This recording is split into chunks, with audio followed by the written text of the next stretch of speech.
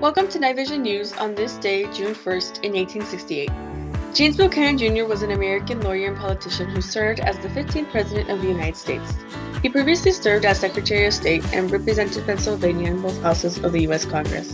Buchanan died of a cold in 1868 and was buried in Lancaster, Pennsylvania, where he lived for nearly 60 years. 1927. Lizzie Borden was an American woman tried and acquitted for axe murders of her father and stepmother in Fall River, Massachusetts. No one else was charged with these murders, and despite ostracism from other residents, Borden spent the remainder of her life in Fall River.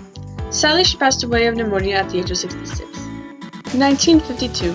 John Dewey was an American philosopher and educator who was a founder of the philosophical movement known as pragmatism. It pioneered functional psychology and a leader of the progressive movement in education in the United States.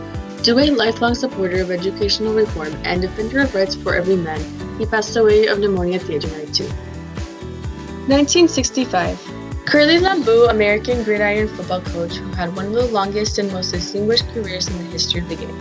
A founder of the Green Bay Packers in 1919, he served through 1949 as the head coach of the only major team in American professional sports to survive in a small city. Lambeau passed away of a heart attack at the age of 67. 1968. Helen Keller was an American author and educator who was blind and deaf. Her education and training represented an extraordinary accomplishment in the education of persons with these disabilities. Keller passed away in her sleep at the age of 87.